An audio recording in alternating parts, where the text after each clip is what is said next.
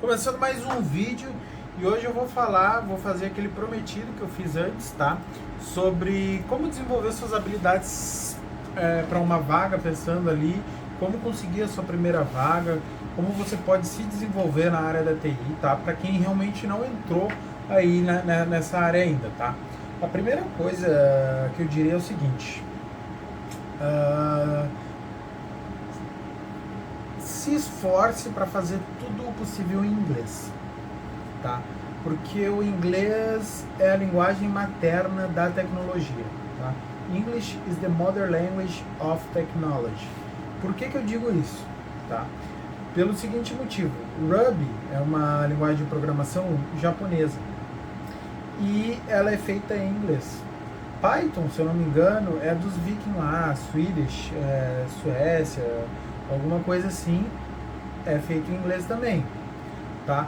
Java não sei de onde foi feito, mas o C também não sei onde foi feito, mas todas as linguagens de programação que eu conheço, elas foram feitas já com as palavras-chave em inglês.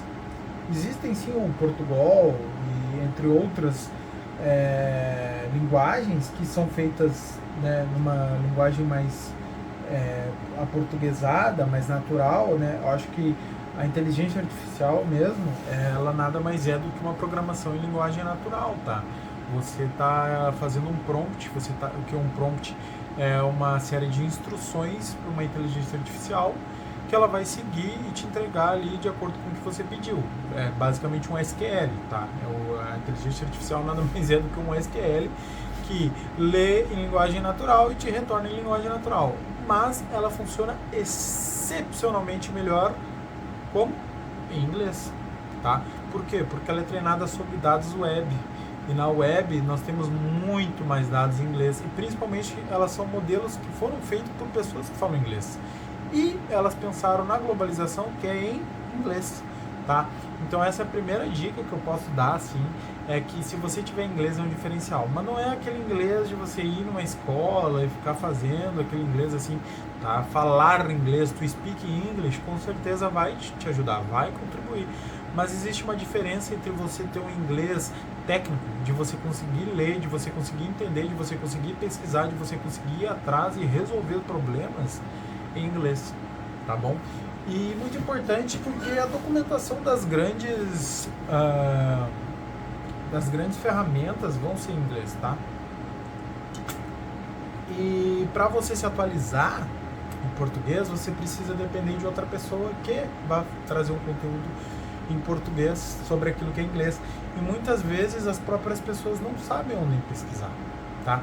Então é o que eu disse num dos vídeos anteriores: se você não lidera, você é liderado. Se você não toma a iniciativa, você vai seguir alguém, tá? Então aprender inglês é um diferencial enorme, mas eu aprendi o inglês com um foco na programação e não verbo to be e I want to drink a coffee ou qualquer coisa assim, tá? Você tem que aprender ali a falar inglês do programador, tá? E do business também.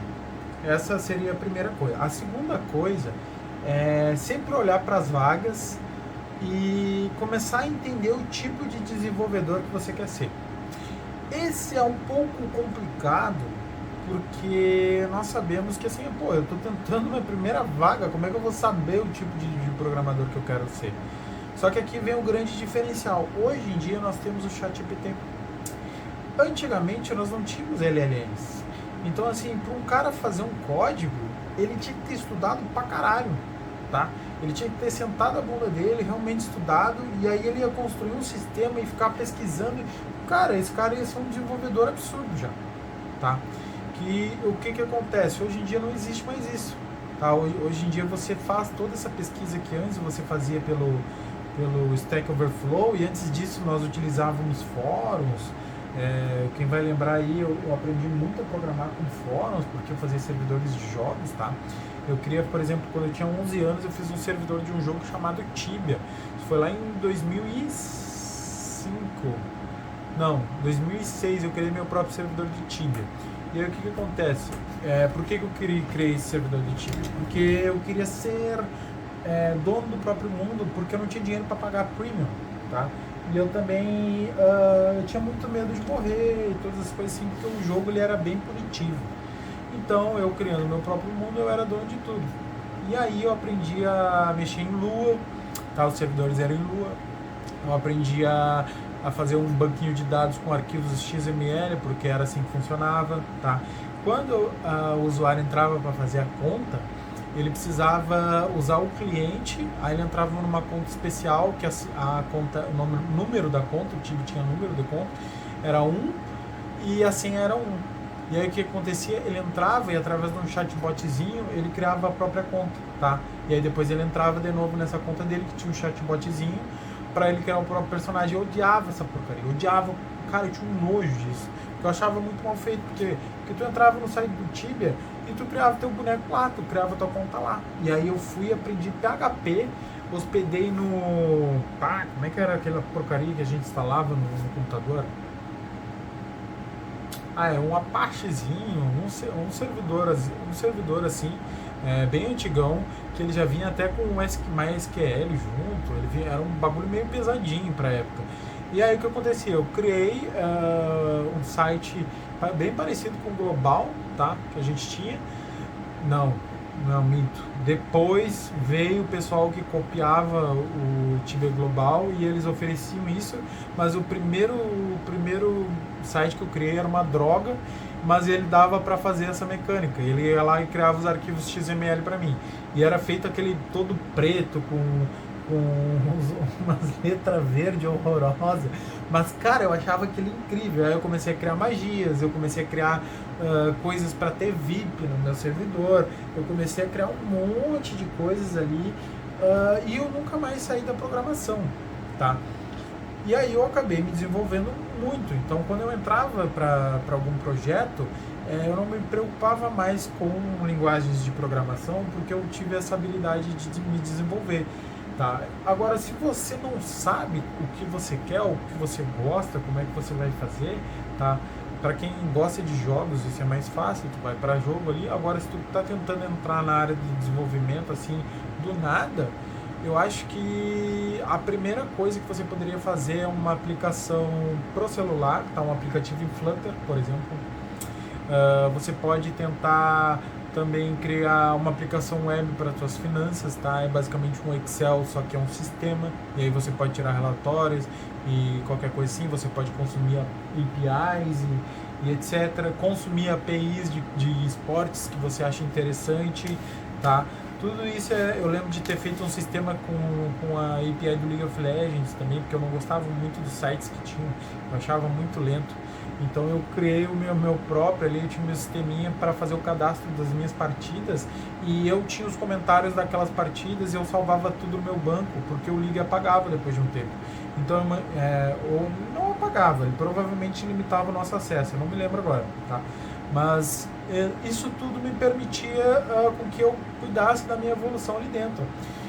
Só que aí o que acontece? É justamente isso, é assim que você se desenvolve, tá?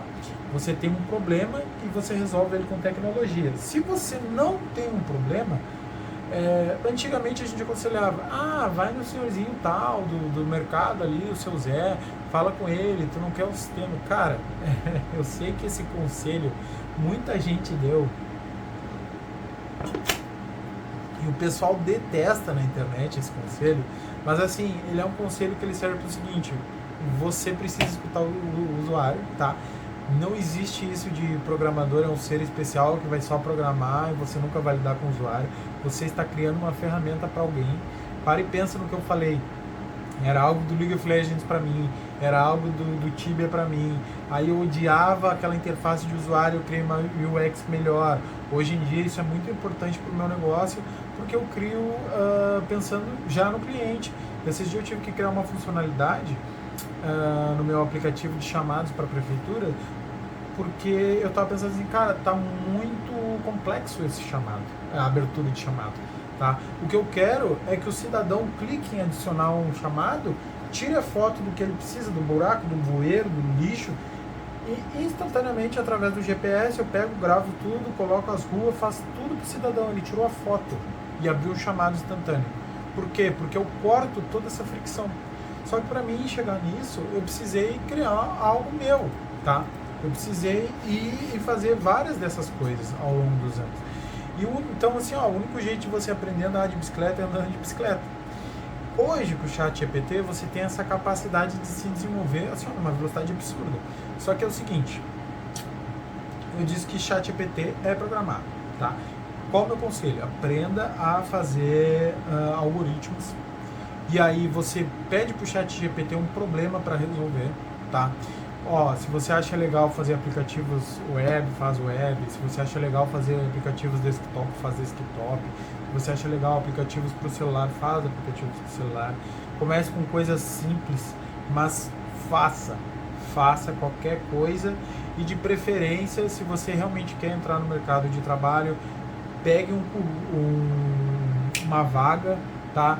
Pega aquelas stack que a gente chama, que são várias tecnologias que vai utilizar ali, fala pro ChatGPT assim, ó, eu quero um problema em PHP, MySQL e React, tá? Que é, sei lá, essa vaga maluca que eu inventei na minha cabeça. E aí o que você vai fazer? Você vai começar a desenvolver.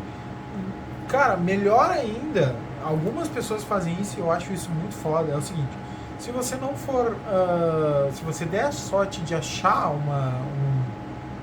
uma vaga e conseguir uma entrevista, por exemplo assim, com uma empresa que realmente tem algum software ou tem algum produto já, você pode fazer uma cópia daquilo, tá? Muito interessante, só que assim, não use Lovable e não use coisas que vão fazer o negócio completo. O que você quer, me traga um problema, me traga o domínio, aí tu abre outra janela, aí nessa aqui tu vai criando uma funcionalidade, um MVP, ele vai criar vai te explicar um MVP do ponto de vista do cliente, aí outra você vai pegar ali para fazer uma funcionalidade, e aí você vai dizer, eu preciso criar isso de uma forma escalável, manutenível, limpa, tá? Como é que eu posso fazer isso? Vamos cuidar só da parte do PHP, vamos cuidar só da parte do MySQL, aí como é que eu posso fazer isso? Aí você vai lá e faz, sei lá, um endpointzinho em PHP, que vai entrar lá dentro da sua entidade, vai salvar no MySQL e vai retornar para o usuário. E aí você vai ler tudo por quê, vai entender. Você vai, como eu disse anteriormente, no ADR, tá? Que é Architecture Decision Document, ARD, eu acho, tá? E aí o que você vai fazer? Por que eu tomei essa decisão? Porque o ChatGPT me falou que a entidade tinha que ser assim. Aí ele falou para usar esse status code. Ele falou que para expor o endpoint teria que ser assim, mas eu queria que fosse só usuários autenticados. Então eu precisei adicionar essa nova linha de código para validar se o usuário estava coisado. Aí eu vi que eu ia precisar usar isso em todos os lugares. O que a gente decidiu fazer? A gente criou um Facade. Por que Facade? Porque eu queria tirar toda a complexidade desse método e deixar só um métodozinho muito fácil de eu colocar ali para validar se o usuário está ali. E assim você vai fazendo algo, cara, quando você menos espera, se faz isso 1 hora por dia, no mês você vai ter feito 30 horas. Você vai ter 3 MVP, você vai ter vários MVP dependendo do que você está fazendo, tá? Então você pode ir trabalhando toda a funcionalidade é um MVP, entendeu? Eu quero fazer um sistema de finanças, mas eu quero só o MVP da parte da inserção das finanças. Eu quero só o MVP da parte dos relatórios. Por quê? Porque eu quero fazer de um jeito limpo, escalável e manutenível. E aí você vai aprendendo isso de uma forma prática. E você vai também pedindo para o ChatGPT explicar, e você vai pegando o que ele explicou e tentando falar da sua própria forma. Quando você chegar na entrevista, cara, você vai destruir. Porque você vai falar assim, eu usei o ChatGPT para fazer isso. Não fala que você usou o ChatGPT. Me enganei, perdão. Você vai dizer assim, eu tive que fazer um relatório assim, aí eu tomei essa decisão, eu precisava que só o tipo de usuário, o administrador pudesse acessar, aí eu tinha criado um Facade um tempo atrás, aí com esse cara eu usei um helper, eu detectei o usuário, vi que ele estava online, depois eu validava que tipo de acesso ele tinha, com base nesse acesso, quais tipos de relatório ele podia fazer, e com tudo isso eu tinha uma segurança ali de que se ele podia ou não ter acesso àquele relatório e imprimir um relatório em PDF através de tal biblioteca, tá? E assim você vai explicando na entrevista técnica, que é muito importante você ter a capacidade de explicar na entrevista técnica, que você tem essa habilidade, que você já construiu um sistema, cara, assim, ó, você precisa falar a linguagem do cara que está do outro lado, tá? E o cara que está do outro lado, ele provavelmente vai ser um tech lead, ele provavelmente vai ser alguém que já teve alguma experiência e talvez não esteja mais nessa área de tipo, realmente desenvolver, tá? Eu fiz uma entrevista para Caixa, o cara, ele tinha sido desenvolvedor anos atrás, mas hoje ele só gerenciava projetos. Então, ele sabia, ele entendia de mão na massa, a gente conseguia falar sobre Spring Boot, sobre JPA, Hibernate, Postgres, não era React, era do Google, que eu não esqueci o nome agora, eu nunca usei. E aí, com isso, eu eventualmente, cara, eu acabei deixando de ter essa ansiedade na entrevista, sabe? Porque eu já produzi tanta coisa, eu comecei a perceber que eu já sabia tanta coisa há tanto tempo, porque eu fui atrás de desenvolver, tá? Então, vamos resumir. Pega uma vaga que você acha interessante, com tecnologias que você acha interessante, pega o que a empresa faz, pede para o ChatGPT gerar ali algum MVPzinho com base nesse domínio do cliente, começa a desenvolver nessa stack que você quer, peça para o ChatGPT explicar as coisas para você, tente pegar o que o ChatGPT explicou, coloque na sua própria linguagem, crie documentos de arquitetura, de decisões de arquitetura, tá? E conforme você vai fazendo isso, você vai sempre tentando aplicar uma arquitetura limpa, escalável, num MVP, tudo é um MVP. É o MVP do projeto, aí cada funcionalidade tem o seu MVP. Por quê? Porque dessa forma você força o chat a pensar de uma forma escalável. E você também começa a pensar assim, tá? Você começa assim, vou fazer só o básico para a gente testar, mas eu já vou fazer esse básico de uma forma limpa que vai ser possível estender depois, tá? Bom, já me estendi muito nesse assunto, fui muito além, eu acho que eu gostei bastante de falar sobre isso, talvez depois eu traga outro vídeo sobre isso. Se você gostou, curta, compartilha, se inscreva, mande isso para os seus amigos que precisam ouvir isso, que querem saber como entrar nessa área, tá? Eu gosto muito de falar sobre essas coisas, então venham, falem comigo, mandem mensagem, deixa o like, comente pra gente conversar sobre isso, tá? Valeu, falou!